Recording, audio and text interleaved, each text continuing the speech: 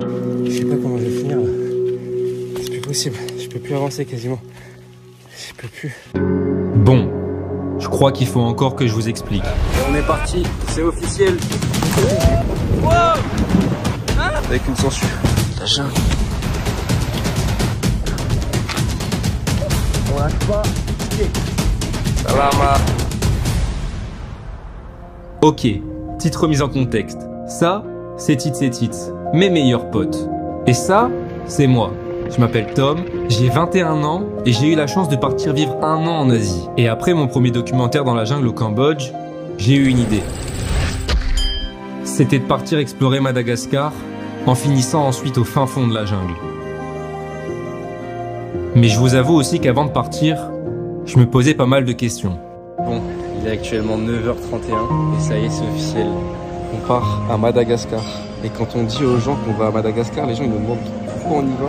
Et la vérité c'est que même nous on sait pas, parce qu'on n'a rien prévu, rien n'est organisé quasiment. On a juste les 2 premières nuits dans la capitale et après c'est tout. Mais c'est aussi pour ça qu'on y va, c'est pour découvrir. Et en vrai j'ai trop hâte, ça va être trop bien.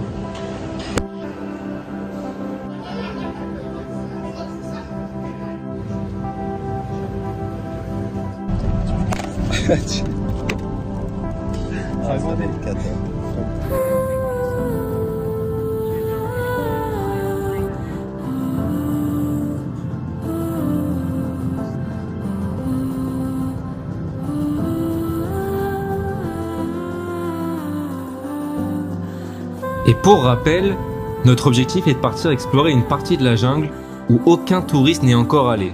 Mais pour l'instant, on vient d'arriver dans la capitale et c'est Roland qui nous accueille. Bonsoir.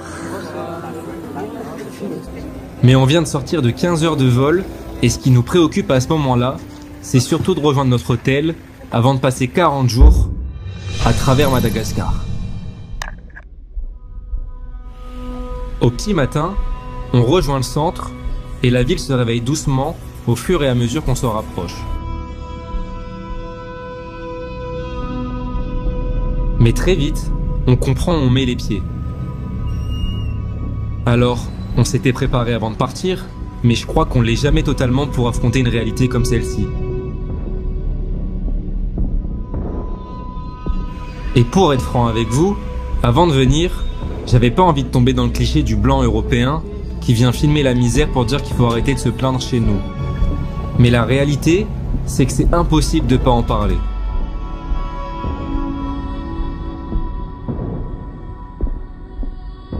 Alors, pour des raisons évidentes, il y a beaucoup de choses que j'ai pas en images, parce que je voulais pas filmer des gens en train de mourir de faim qui nous demandent de l'argent. Mais c'est peut-être ça que je garderai en tête le plus longtemps. Et pour mieux comprendre pourquoi, il faut revenir un tout petit peu en arrière.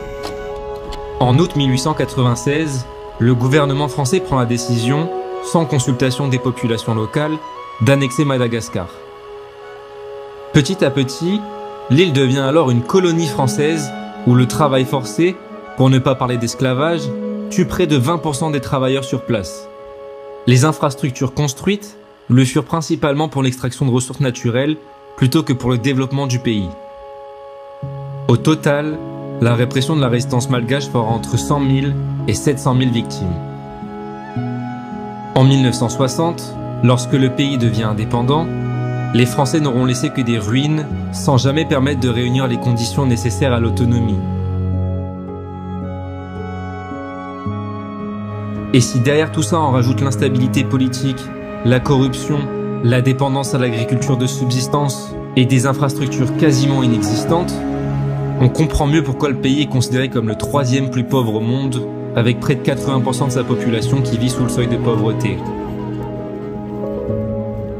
Et forcément, quand tu te retrouves à voir des gens qui meurent de faim, à même le sol, avec des bébés qui se promènent tout nus pour te demander à manger, tu te demandes si ce que tu fais de ta vie a vraiment un sens.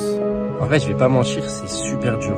Parce que, non, si j'étais préparé, mais quand tu le vois en vrai, quand tu le vois vraiment de tes propres yeux, ça a rien à voir. Et limite, ça te déshumanise. Parce qu'à chaque fois, vraiment à chaque fois, ça me brise le cœur. Mais genre vraiment littéralement, peut-être que c'est parce qu'on est qu'en ville, que c'est que le début, qu'on n'est pas habitué, je sais pas. Mais c'est vraiment dur comme sentiment. Et en fait, on se dit qu'on peut pas aider tout le monde. Mais si on se dit qu'on peut pas aider tout le monde, en fait, on aide personne et c'est encore pire. Et à la fois, on peut pas avoir le syndrome du super-héros parce qu'en soi, nous, on est personne. À notre petite échelle, on peut rien faire. Et puis qui on est pour vouloir aider les gens. C'est un peu prétentieux quand même. Et nous, après, on rentre dans notre hôtel, on est bien, on a à boire, on a à manger, on dort dans un lit. Limite, on culpabilise parce que tu te demandes qu'est-ce qui fait que toi, tu peux avoir ça et pas eux. Qu'est-ce qui fait que moi, je le mérite plus qu'eux? Il n'y a rien qui fait que je le mérite plus qu'eux. En fait, c'est presque un combat de conscience, limite. Mais même sur ça, en fait, c'est presque égoïste parce que ça veut dire que je pense à moi, je pense à ma conscience, je pense à comment je dois réagir et avec mes états d'âme.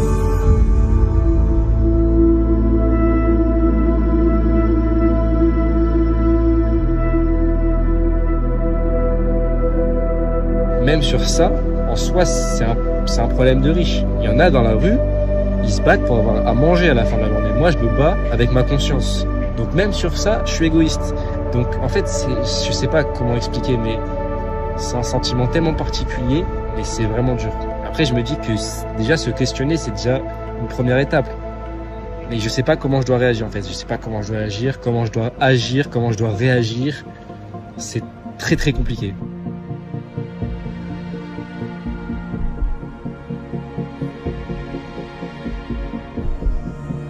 On prend petit à petit nos marques et on se rend compte que de tout ça ressort finalement une sorte de beauté.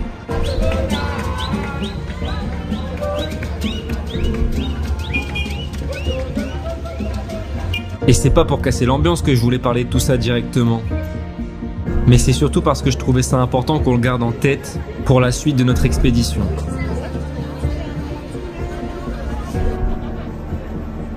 Et tiens d'ailleurs, en parlant de suite, je crois qu'il est temps pour nous de prendre la route.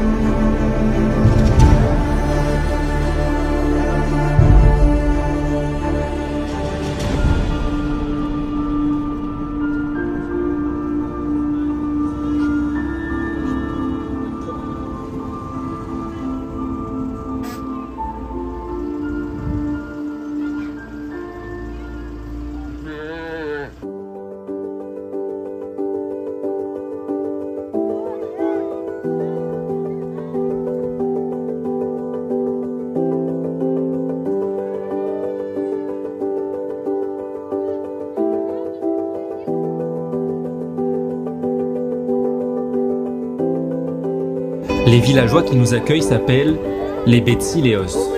Ils font partie de l'une des 18 ethnies présentes sur l'île. Et je vous cache pas qu'avant de venir, j'avais quelques appréhensions. Disons que j'avais un peu peur d'être mal à l'aise, quoi. Mais ce que je peux vous dire, c'est que j'ai rarement vu un accueil comme celui-ci. Ah non, vraiment, Ah ouais? étant donné qu'il nous a fallu traverser une grotte en rampant. Ah c'est pas immense, c'est minus.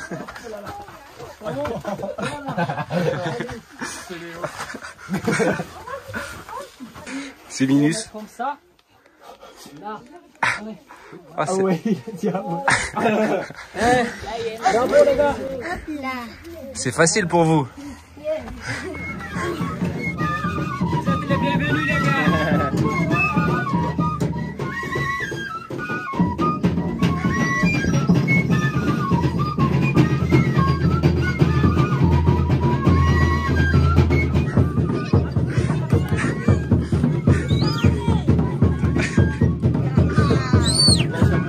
C'est une place considérée comme sacrée parce que les autochtones avant, à l'époque, c'est ici qu'une place pour se cacher, pour échapper les une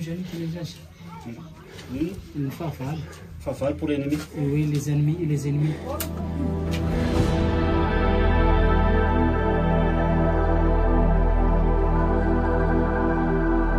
Et si j'avais quelques appréhensions avant de venir, c'est parce que je voulais pas tomber dans le piège d'une logique néocoloniale en venant simplement filmer des villageois qui dansent pour nous accueillir. Alors vous allez dire que je me répète, ou peut-être même que je me pose trop de questions, mais c'est peut-être ça que Frantz Fanon dénonçait quand il expliquait que les populations colonisées sont souvent mises en avant pour leur exotisme. Alors forcément, je voulais pas reproduire les mêmes erreurs en arrivant caméra en main pour réduire des traditions à un simple spectacle pour nous. Mais au final, l'impression que j'en ai eue, c'est que c'était pas seulement pour nous, mais aussi pour eux qu'ils le faisaient. C'était peut-être ça, leur manière à eux de nous partager leur mode de vie. Comment vous dites bon appétit? Mastugumana. Je l'ai bien dit? Bon appétit, merci beaucoup, merci pour tout.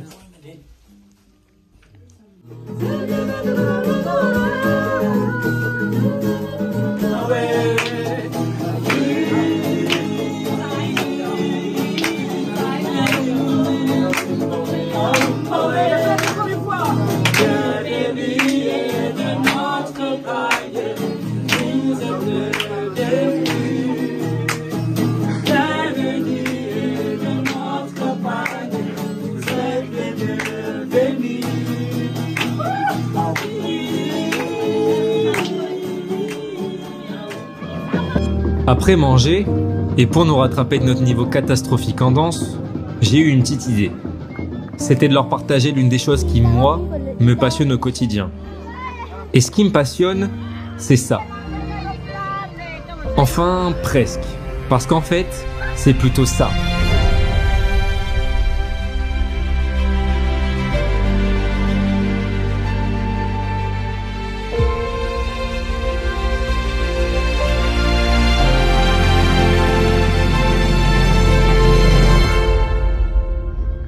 Avant notre départ, les villageois nous organisent une petite cérémonie et le chef du village a tenu à ce que je fasse un discours.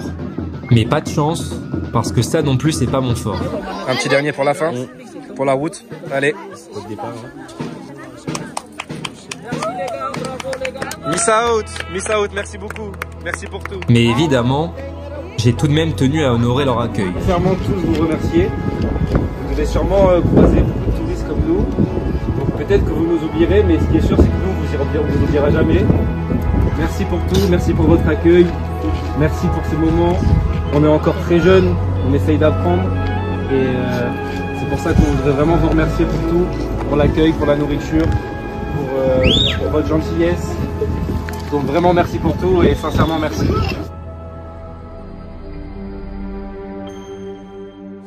À peine remis de nos émotions, on nous explique que pas très loin d'ici, on peut observer une espèce un peu atypique. Et je vous épargne les détails sur la route, mais pour le coup, rouler de nuit, sans phare, sans lumière et sans essuie-glace, c'est un tout petit peu particulier.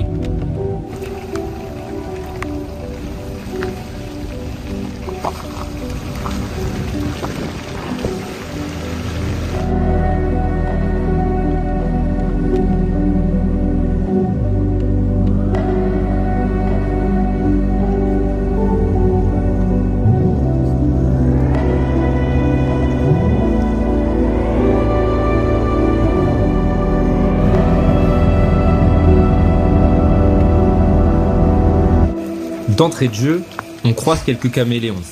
Alors c'est pas ce qu'on était venu chercher, mais c'est quand même très cool. Mais vu qu'il est pas là, on change d'endroit et on recroise un caméléon. Notre animal secret est toujours pas au rendez-vous, mais parce qu'on en a jamais assez, on recroise un caméléon. Jusqu'à ce que finalement, l'un des guides en repère un. Et voici donc enfin notre animal secret. Et dans la précipitation, j'ai eu le temps de le prendre seulement en photo. Mais il faut me comprendre un petit peu. Le lémurien nocturne est une espèce très craintive. Alors quand on le voit, on n'a pas beaucoup de temps. D'autant plus que l'espèce est actuellement en voie de disparition. Mais il commence à se faire tard, et il est temps pour nous d'aller dormir. Les gars, il y a une censure sur ma cam. Ah c'est chiant ça. Ah ça dégoûte. Ça tâte un peu partout pour voir si je comprends pas, ça a deux têtes. On dirait les trucs, les arcs-en-ciel là que tu mets dans les Mec, mais je la mets où? Je la mets où? Je la laisse? En sachant que le lendemain, on irait faire notre premier vrai test en jungle.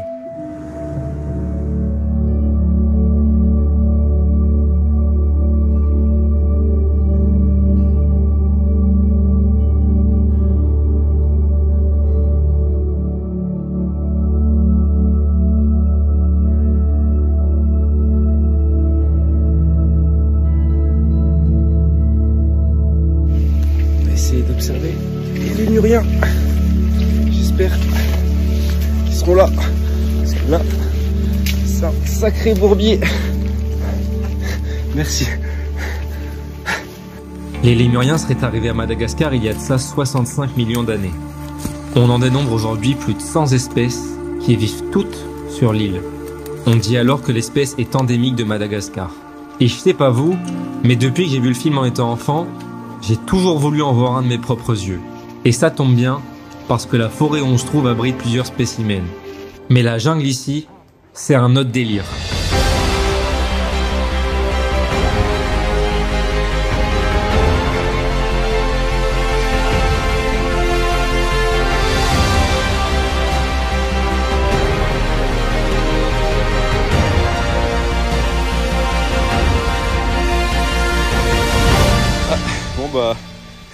Première rencontre avec une sangsue.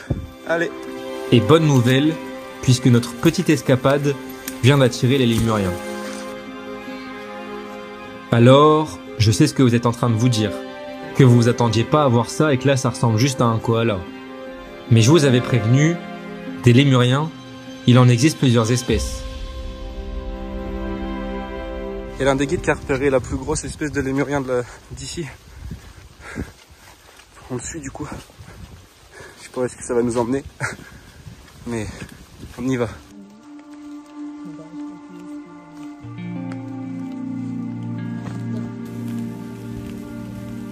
Ah, il est immense. Waouh.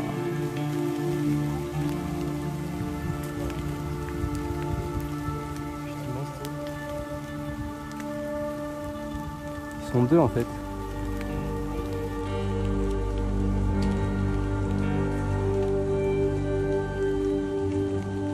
Ah, c'est immense la pluie. Ah, c'est... Je viens de m'embrocher. J'ai défoncé mon pantalon. Ça aurait pu être ma jambe. Petite piqûre de rappel. Et mine de rien, cette petite expédition en jungle nous aura bien préparé pour le début de la grande aventure qui nous attend ensuite. Et en parlant de ça, Christian nous attend en ville pour planifier le reste de l'expédition. Et si on se retrouve en plein milieu d'un marché aux zébus, alors que c'est pas du tout notre objectif, c'est parce qu'on a un petit problème. Bon, comme quoi, on retient pas ses erreurs. On n'a pas de liquide. On a oublié de retirer. Et là, ça fait 2 heures qu'on attend. On fait la queue. On espère qu'on va pouvoir retirer. Mais c'est même pas sûr. Et il n'y a pas de distributeur pendant 2-3 jours là. Donc si on peut pas retirer, on est dans la merde, on n'a plus de liquide. Donc on sait pas comment ça va se passer. Mais bon. En tout cas, c'est très beau. Et pour sortir de cette galère, et vu qu'on avait plus d'argent, on finit par monter à l'arrière d'un camion. Allez, allez voir. Ça va mon titre? Et ça encore c'est rien. On est dans la classe business des transports malgaches. Parce que juste après, on a aussi fini dans le coffre d'une voiture. Alors ouais, c'est vrai, on est dans un sacré bordel. Mais c'est peut-être aussi ça le charme de l'aventure. Oui, encore une personne je pense. Ça peut passer? Oui, oui, ça va le faire. Je sais pas si le conducteur est rentré. Oui, ça va le faire. Ça va le faire. Ah, un dernier de dernière minute pour la route. C'est un dernier pour la route. Une dernière personne pour la route. Pour finalement arriver à Fiana Ronsu.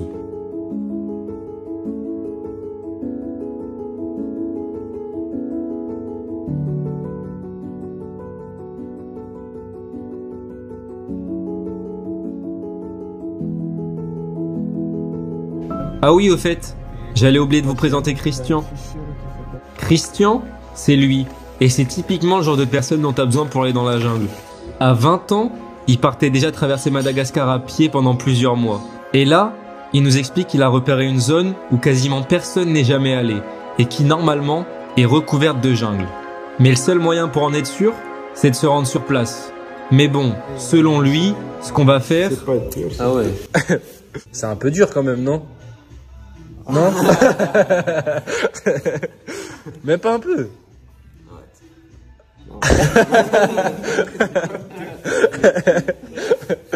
Bon, bah. Ah bon, c'est pas grave, hein. Dans tous les cas, c'est pas encore la bonne saison pour se rendre dans cette partie de la jungle. Et puis bon, on sait même pas encore ce qu'on va y trouver dans cette région. De notre côté, on décide donc de reprendre la route vers le sud en attendant. Et encore une bonne nouvelle, puisqu'on apprend qu'on peut y observer des lémuriens makikata. C'est immense, ça. C'est immense.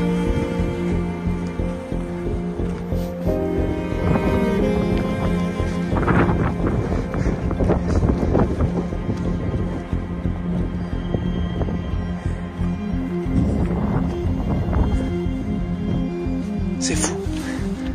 Il est venu juste à côté. Oh, c'est incroyable. Il est trop beau. Il t'entend, il approche.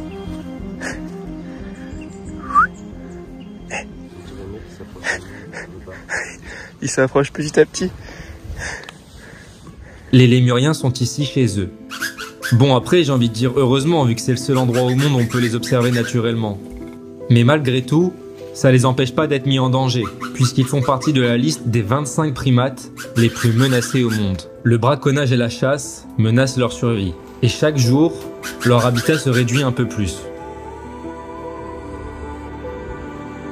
Cette réalité nous rappelle à quel point la cohabitation entre les hommes et la nature est souvent complexe. En quittant ces montagnes, c'est un autre rêve de gosse que je laisse derrière moi, en espérant toujours pouvoir continuer à en réaliser.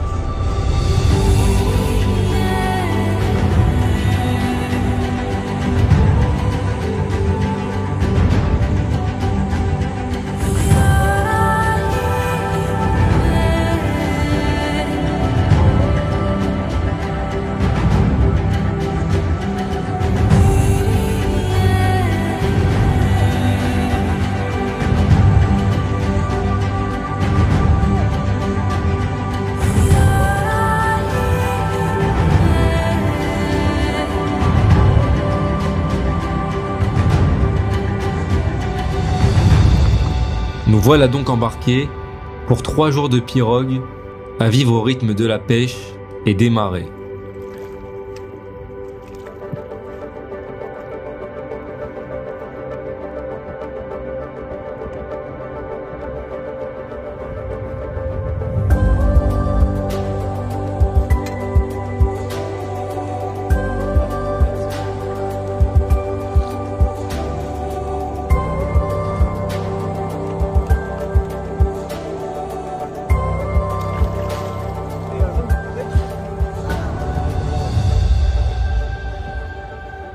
C'est bon?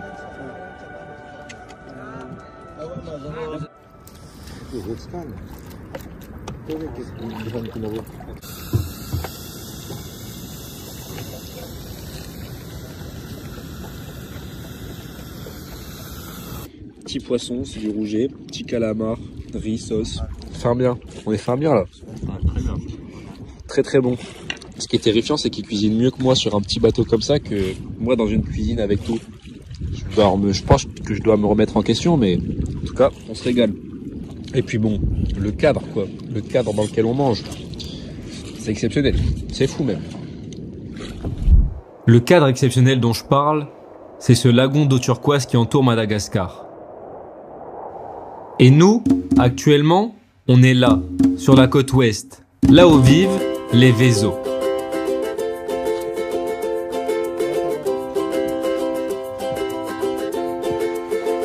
Et si les Wesos sont si connus, c'est pour ça.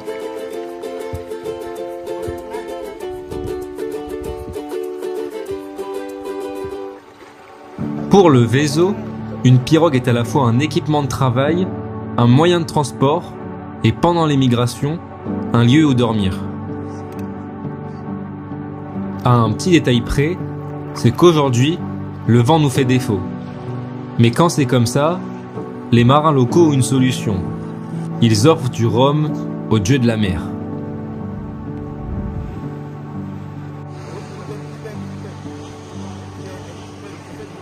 Il est pas fort. Bon bah on espère que ça va fonctionner et qu'on va avoir un petit peu de vent. Parce que là, on n'a pas l'air d'en avoir beaucoup. Ou alors, on peut aussi prendre le large. Oh non, non, non, non, non. On est mort. Non.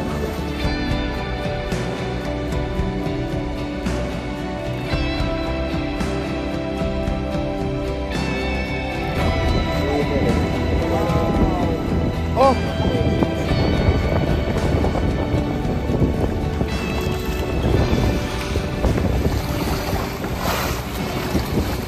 La dinguerie, on vient de voir une baleine. On vient de voir une baleine. J'en avais jamais vu. Bon, elle était un peu loin, mais on l'a vraiment bien vue. Elle a bien sauté. Oh la dinguerie. Ça veut dire on peut voir des baleines. Oh là là. En fait, on savait que potentiellement on pouvait en voir, mais normalement c'est pas la saison. Genre elles arrivent d'ici 3 semaines, 1 mois. C'est encore tôt dans l'année. Donc là, en voir, c'est vraiment une dinguerie, genre. C'est une chance de malade.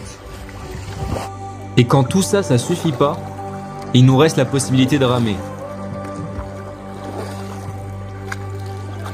Alors mon titre, c'est dur? Ça va pour l'instant, c'est pas comme nous. C'est des pros. Tu m'étonnes qu'ils sont stock, frère. Y a pas besoin de salle quand tu fais ça. Mec, c'est super dur. Hein. On rame à tour de rôle, mais c'est super dur, vraiment. Après 12 heures de navigation, on trouve enfin un village, complètement isolé, loin de tout, mais surtout, loin de notre confort habituel. Mais les gars, c'est un film d'horreur. Ouais, mais c'est cataclysmique. Il y a des bruits de fou dans le toit. On dirait la chambre dans Black Phone. C'est vraiment un film d'horreur, genre. Oh, c'est insane. Qu'est-ce que c'est? Qu'est-ce que c'est? Ah, j'ai eu un frisson, frère. Ah, c'est insane. Non, non, non. Non, non, non. Frère, non, là, c'est trop. Oh, putain de merde. C'est serein. Non, putain de merde. Non, là, c'est pas possible, les gars. Alors, oui, je vous l'accorde, on n'a pas très bien dormi. Mais quand tu te réveilles en voyant ça, c'est assez difficile de se plaindre de quoi que ce soit. Salama. Salam.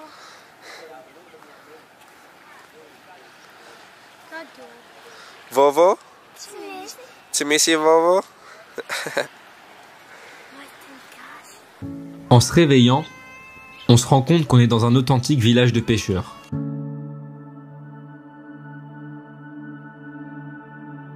Et s'il existe encore des Malgaches qui vivent de façon nomade, la plupart vivent aujourd'hui dans des villages avec une pêche qui fait encore vivre 1,5 million de personnes. Et ce qui est assez fou, c'est de se rendre compte du contraste qui existe entre nos deux modes de vie. Alors que nous, on se plaint pour une chambre comme on a eu hier, on rencontre des gens qui, eux, ne se plaignent jamais et sont tous très contents de nous accueillir. Salama. Salama. Vovo? Tu m'essayes, Vovo?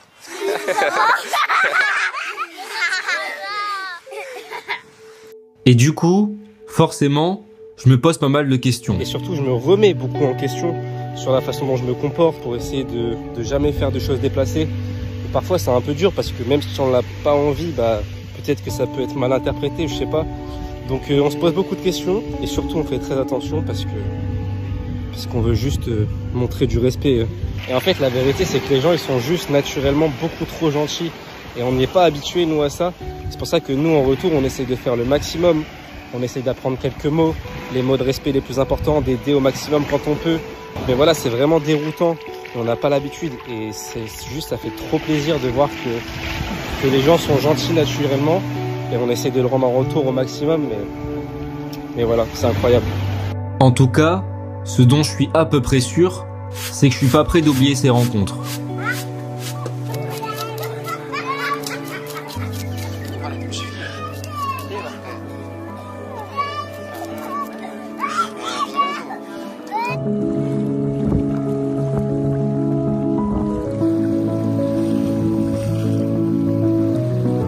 Apa Silava là-bas?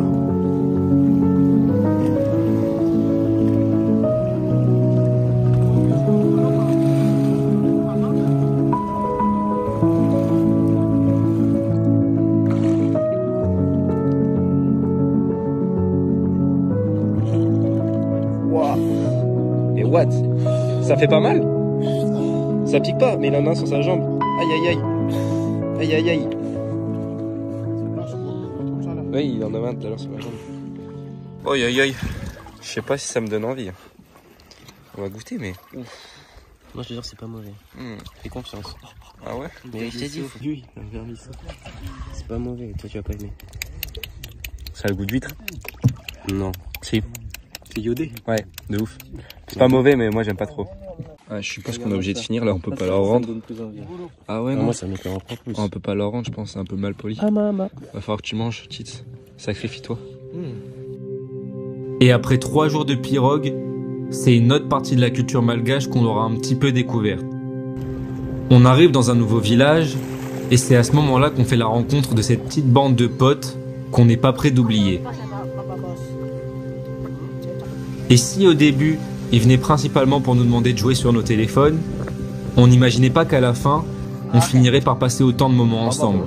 Papa Boss, yeah. Wow. Ito siya, Papa Boss. Papa Boss. Ito siya, Papa Boss. Papa Boss. Papa Boss. Alors forcément, quand ils nous offrent de eux-mêmes des colliers qu'ils ont l'habitude de vendre aux autres touristes pour notre départ, ça nous fait quelque chose. Les vidéos. Les vidéos. Les photos, tu sais quoi? Ok. Merci les gars. Alors je sais qu'on dit souvent que c'est ceux qui ont le moins qui donnent le plus, mais je m'attendais pas à prendre une leçon d'altruisme par une bande de potes d'à peine 15 ans.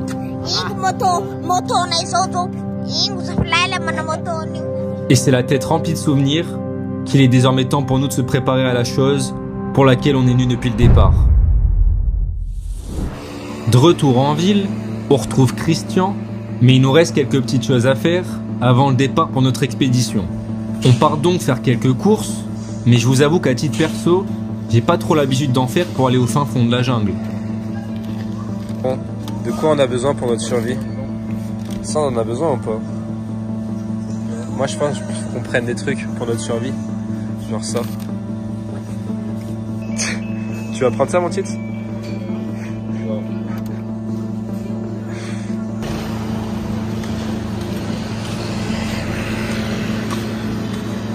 Et là maintenant, faut préparer les affaires. Et je l'avais déjà dit avant de partir au Cambodge, mais en vrai ça va, j'en avais pas eu. Mais là, faut vraiment prendre des affaires à manches longues, des vêtements thermiques, parce que on a déjà eu des sangsues la dernière fois, rien que pour le petit entraînement. Donc là, faut absolument bien se couvrir. Et niveau matériel, va falloir faire léger avec juste la cam et le drone. On va pas se charger avec trop de trucs. Et ça y est, c'est enfin demain. On se réveille demain à 4h30. Donc là, il va falloir qu'on dorme, parce qu'on est très fatigué. Mais c'est ce qu'on attendait depuis le départ. Et je suis trop content parce que depuis le Cambodge, je voulais vraiment retourner dans la jungle et faire un truc un peu plus dur. Et là, ça va être un peu plus dur. Ça va pas non plus être très dur, ça serait mentir. Mais voilà, on va y aller petit à petit, c'est important. Et là, on sait pas à quoi s'attendre. C'est ça qui est fou. Parce que même les guides, ils y sont jamais allés. Il y a des habitants pas très loin, mais quasiment personne va là-bas. Donc ça va être une découverte totale. On sait pas à quoi s'attendre. On sait pas quelles espèces on va pouvoir voir. On sait pas ce qu'on va voir non plus, mais par contre ce qu'on sait, c'est que ça va être trop bien et qu'on part demain. Let's go.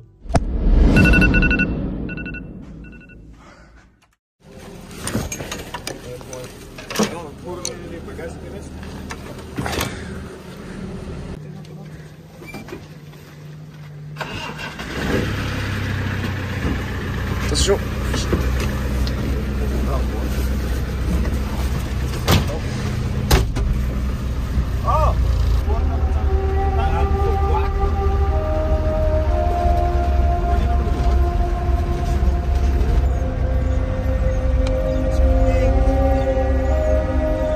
Dernière petite préparation les gars, vous êtes prêts? Va bien falloir hein, de toute façon. On n'a plus le choix, ça y est. C'est délicieux.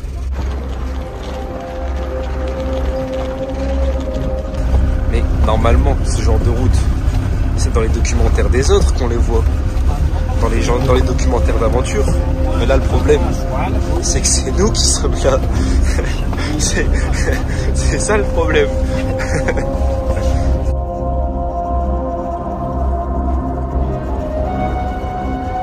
Sur notre route, on croise quelques habitants locaux. Et je crois qu'ils comprennent pas trop ce qu'on est venu faire ici. Et en même temps, je les comprends. Parce que je vous avoue qu'à ce moment-là, moi aussi je me demande, mais qu'est-ce qu'on est venu faire ici? Et ça, je crois que ça inquiète un peu Christian. Et en même temps, je peux pas lui en vouloir. Parce que partir en exploration avec 3 jeunes complètement inexpérimentés, c'était peut-être un peu trop ambitieux.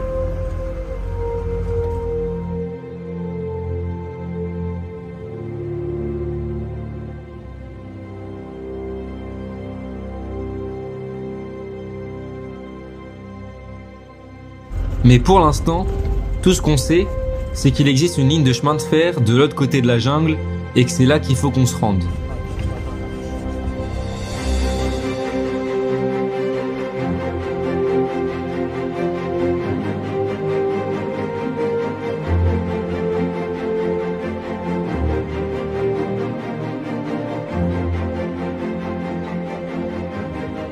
Et après 4 heures de 4x4 à rouler sur des pistes, on arrive enfin à Ampatsi, le point de départ de notre exploration. Mais avant d'y arriver dans cette jungle, il nous reste pas mal de kilomètres à faire à pied.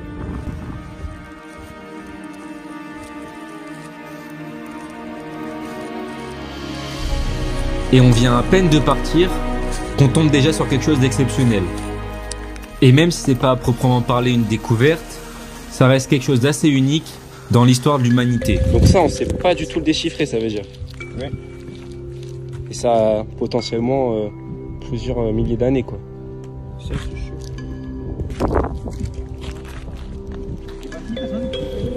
C'est fou. Faut se dire que ça, c'est...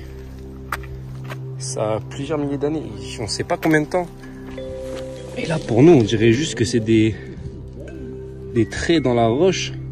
Mais ça se trouve, pour certaines personnes, ça voulait dire des trucs de fou.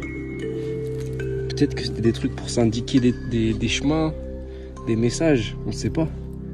C'est fou. Non, mais même les sens. Même le sens, on sait pas si...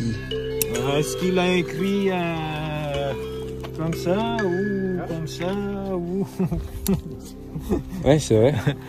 Est-ce que le mot c'est lire de ce côté-là ou c'est ce côté-là? Bon, je vous l'accorde que vu comme ça, c'est pas hyper impressionnant. Mais laissez-moi vous convaincre que si. Ça ferait au moins 6000 ans que des humains sont arrivés à Madagascar. Donc potentiellement, c'est très ancien. Mais surtout, on a déjà trouvé des traces humaines similaires dans d'autres régions sans qu'on sache pour autant les déchiffrer. Après, ça se trouve, on admire ça, mais ils sont en train de nous insulter, là, ça se trouve. On sait pas. Hein.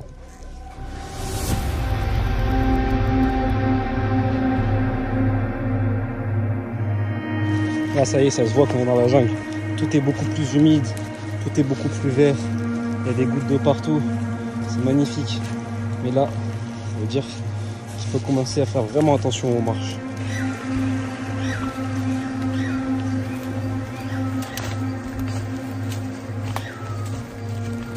Waouh, la dinguerie. Une énorme cascade perdue au milieu de nulle part. Oh la dinguerie. 1, 2, 3, 4, 5, 6. Oh là là, c'est immense. Le nombre d'araignées. Oh là là, elles sont magnifiques en vrai. J'espère juste qu'elles resteront magnifiques, mais de loin. Donc là, en gros, l'araignée qui est à 1 mètre de nous, et il y en a partout. T'es en train de me dire qu'elles sont dangereuses, venimeuses, et qu'elles font très mal? En gros, c'est ça? Ah, bah, nickel. Mais ça va le faire. Oui, oui, ça va le faire. Quel plaisir quand même de revenir dans cet univers. C'est une chance encore. On va en profiter, en espérant que la jungle veuille bien de nous et prenne soin de nous aussi.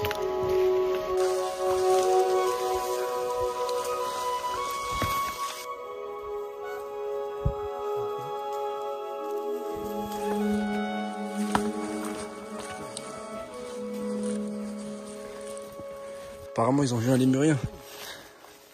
Où est-ce qu'il est?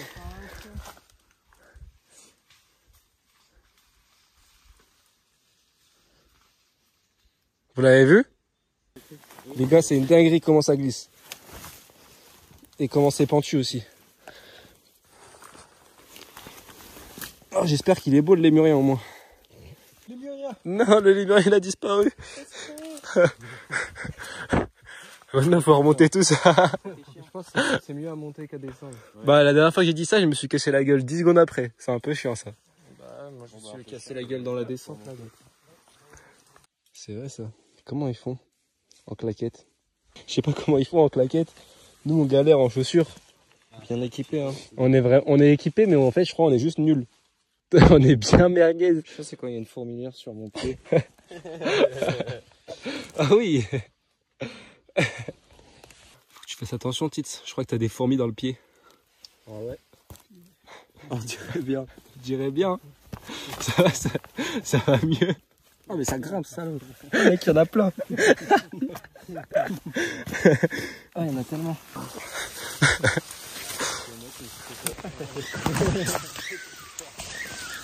Wow. Oh la vache. Oh.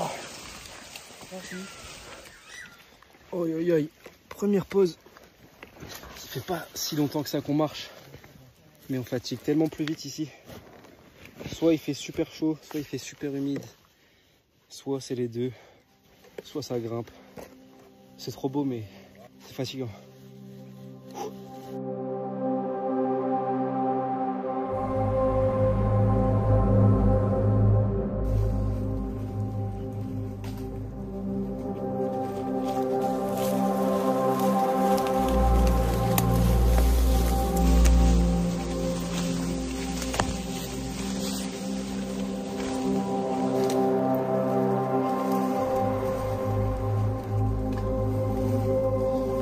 Quatre heures plus tard, on atteint notre premier pic. Et le moins qu'on puisse dire, c'est qu'on s'attendait pas à voir ça.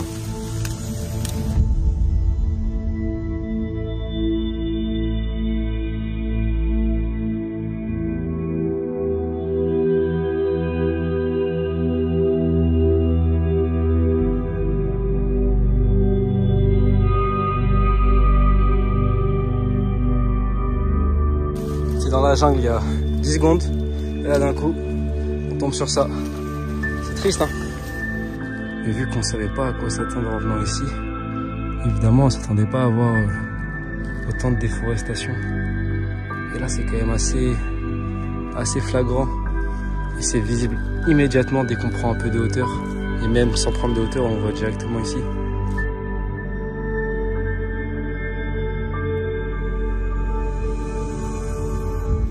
Depuis 1950, ce serait environ 44% de la forêt malgache qui aurait disparu.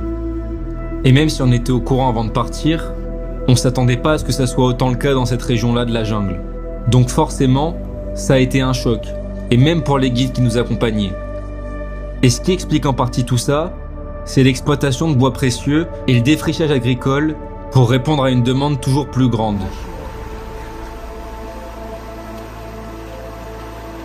Apparemment, il y avait un ancien village là-bas pour chercher de l'or, du bois rose. Mais ça doit faire au moins 50, 100 ans qu'il n'y a plus personne parce qu'il y a tout qui a repoussé.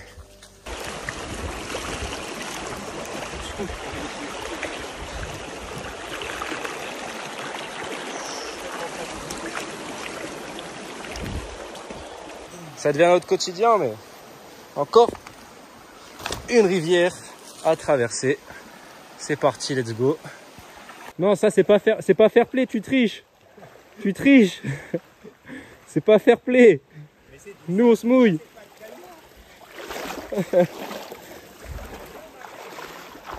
Qu'est-ce qu'on se retrouve à faire, mon titre?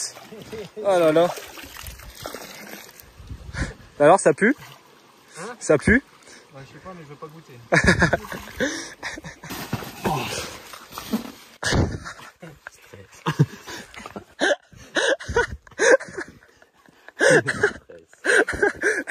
Boost.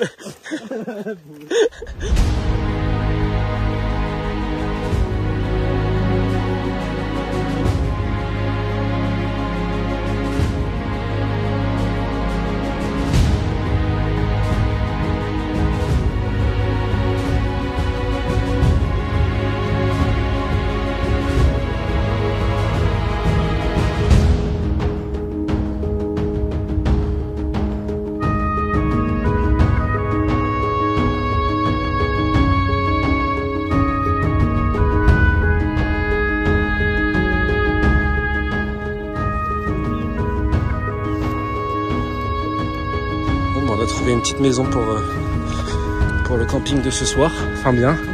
S'ils veulent bien nous prêter un bout de terrain. Fin bien. C'est fou les gars. On est là, au milieu de nulle part. Bon, on n'est pas en plein milieu de la jungle non plus, mais on est entouré par la jungle. Ça c'est complètement fou. C'est tellement beau. Et mine de rien, on est quand même bien fatigué. Parce qu'on marche depuis ce matin 8 heures. Donc ça fait 7 heures. À peu près 7 heures qu'on marche dans la jungle. Ça monte, il fait chaud, il fait humide. On tombe, ça glisse. Mais c'était incroyable comme expérience. C'est pas fini. Mais très fatigant, très fatigant. On va bien dormir, on va bien manger. Bon, je viens de trouver un chien, il est trop mignon. Salut. Ah, ah ouais, genre. Où le rhum? Ou du rhum artisanal, ça? Petite, faut que t'en bois une petite goutte, je pense. Non. Mec, il fait des bulles, regarde. J'ai pas sauté dans ça. Le rhum, il fait des bulles.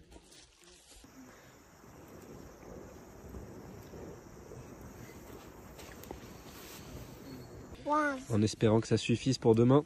Parce que là, tout est vraiment trempé. J'espère que ça va sécher un petit peu. Sinon, on est mort. Oh, ça a l'air trop bon.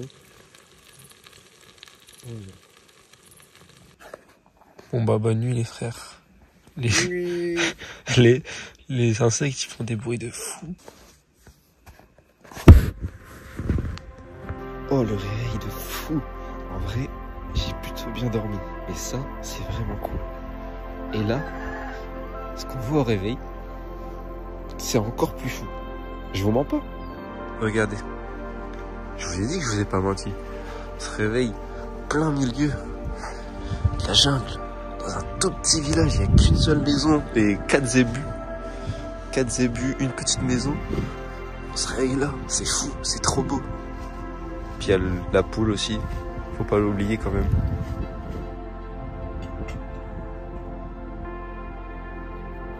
Et là, c'est le moment sympa. On doit remettre toutes les affaires mouillées. Tout est humide, il n'y a rien qui a séché. Faut y aller. Toi t'es trempé au niveau des pieds là? En gros, ça flip-flop. Hein. Ça flip-flop un peu? Ah mec, c'est hardcore. Hein. Pour faire sa petite toilette, ce qui est pas mal, tu prends des petites feuilles et il y a plein d'eau. Hop, tu fais comme ça. Tu récupères un peu d'eau sur les mains. Bon là c'est un peu sale, mais bon. Tu fais avec. Et tu peux te laver les mains, un petit peu le visage, un peu les cheveux. Et ça fera l'affaire largement. Salama.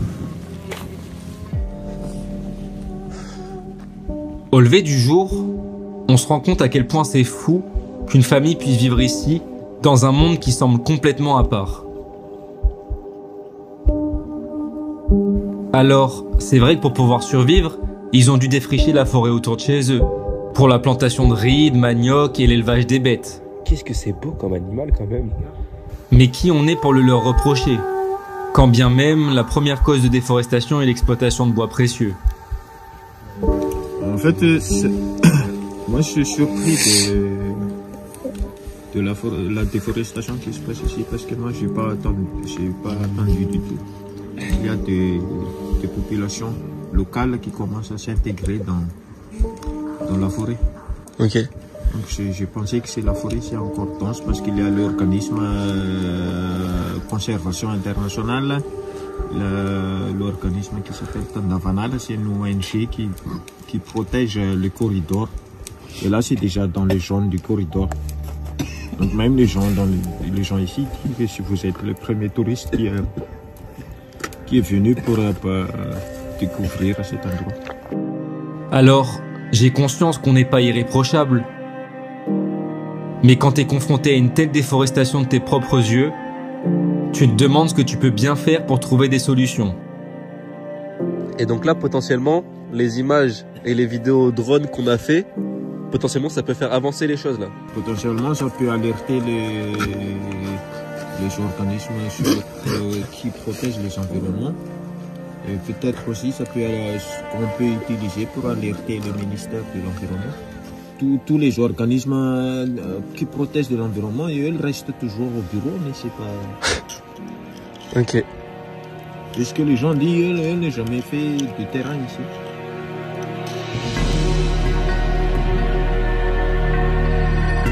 L'objectif d'aujourd'hui, c'est de finir de traverser la jungle pour rejoindre la ligne de chemin de fer du village d'Andrambovato.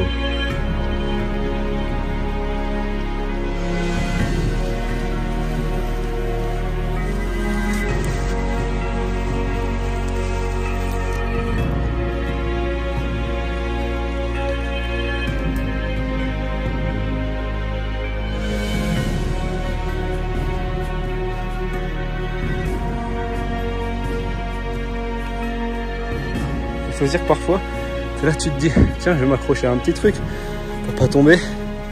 Et c'est ça. C'est rempli de petits pics qui te rentrent dans la main. C'est horrible. Franchement, pour être honnête, je suis plutôt content. La plupart du temps, je le vis plutôt bien. Mais il y a des moments, c'est tellement dur. Là, on vient de faire une montée de fou. C'est trop dur. On a soif, il fait chaud. Mais c'est ça qu'on est venu chercher. C'est pour ça qu'on est là. Donc on peut pas se plaindre. On continue d'avancer. Puis voilà. C'est la forêt primaire, frère, c'est le collège. Ah vraiment. Mais faut se dire que nous on l'a choisi.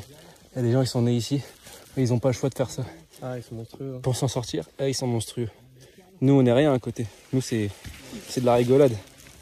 L'avantage c'est qu'ici, quand tu te sens pas bien, tu peux te faire un petit pic glycémique avec de la canne à sucre qui plante juste ici.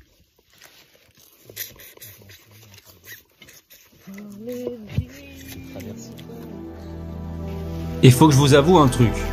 À chaque fois que je pars en expédition, j'ai toujours l'impression que je fais que de me plaindre. Et cette fois, c'est la peau de mes pieds qui me lâche. Je tourne depuis 3 heures, 2 heures. C'était tellement dur. Je suis mort. J'ai soif, j'ai plus de pieds. J'ai plus de peau. J'ai trop chaud. C'est trop dur. Alors, je sais pas si c'est propre à ce genre d'aventure, ou si c'est simplement moi qui suis pas fait pour ça, mais tout ce que je sais, c'est qu'une fois rentré, tout ce que je vais vouloir, c'est de repartir. Allez, on a fait une bonne pause. Bien mangé, bien bu, un petit peu dormi. Là, on va essayer d'arrêter de se plaindre, parce que on n'est pas venu ici pour se plaindre. C'est une chance de fou. Tout est magnifique. J'ai l'impression que ce matin, j'ai pas profité tellement j'endurais. Et là, on va essayer de profiter cet après-midi, parce que je sais pas si on verra ça quand même. Et avec du recul, ce que je me demande surtout, c'est est-ce que j'ai vraiment le droit de me plaindre? Parce que c'est vrai quoi, cette douleur, c'est nous qui l'avons choisie. Et je suis pas sûr qu'on puisse en dire autant des gens qui nous entourent. Là, ça devient trop dur. J'ai plus de pieds. J'ai plus de peau sous les pieds. Ça devient trop dur là. Je sais pas comment je vais finir là. C'est plus possible. Je peux plus avancer quasiment. Je peux plus. Chaque pas, c'est un calvaire. Et puis il y a cette jungle. Alors dans ce genre de moment, j'essaie de me rappeler la chance qu'on a d'observer des paysages que peu ont vus et qui apparaissent parfois même pas sur les cartes.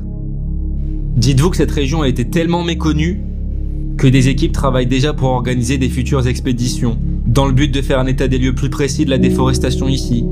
Et les images qu'on a prises, elles, vont être envoyées à des associations de protection des forêts.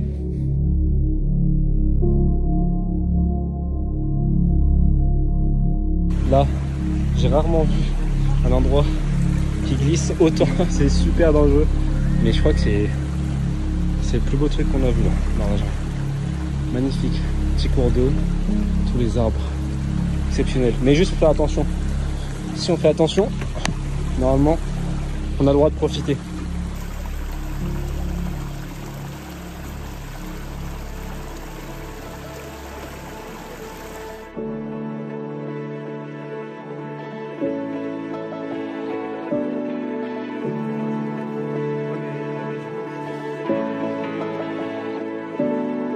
Ça y est, on approche bientôt de la fin. On a retrouvé les chemins de fer. On est entouré par la jungle encore. Et là, on a le petit coucher de soleil pour profiter. Et voilà.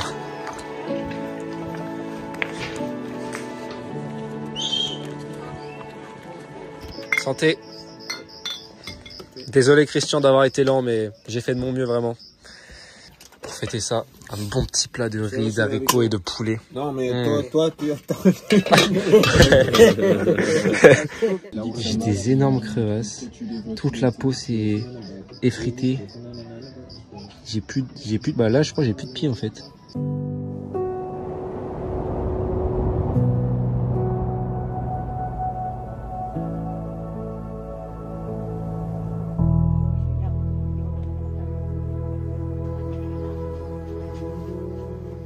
Et puis maintenant il n'y a plus qu'à attendre le train. De toute façon il va venir. Hein. Il va venir, ça va le faire. Oui, oui.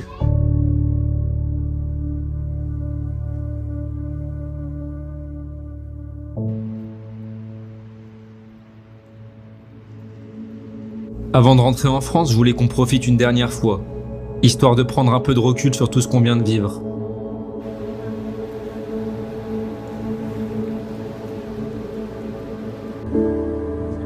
Après 40 jours ici, je crois qu'on aura appris à prendre le temps, à contempler tout ce qui nous entoure.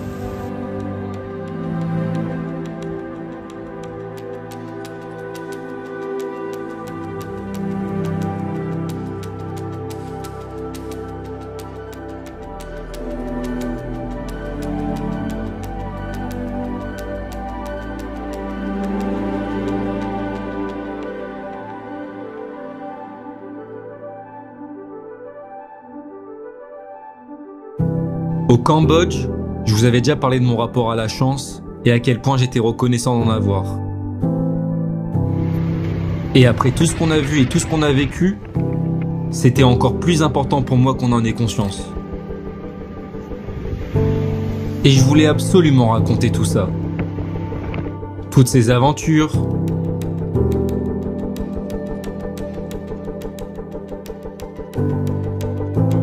ces rencontres,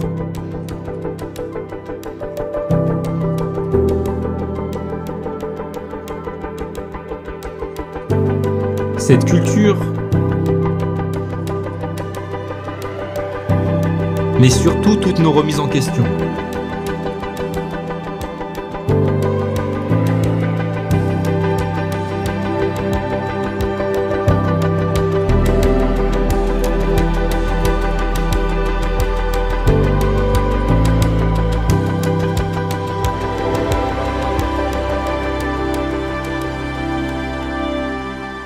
Et c'est peut-être ça, au final, que je retiendrai à travers Madagascar.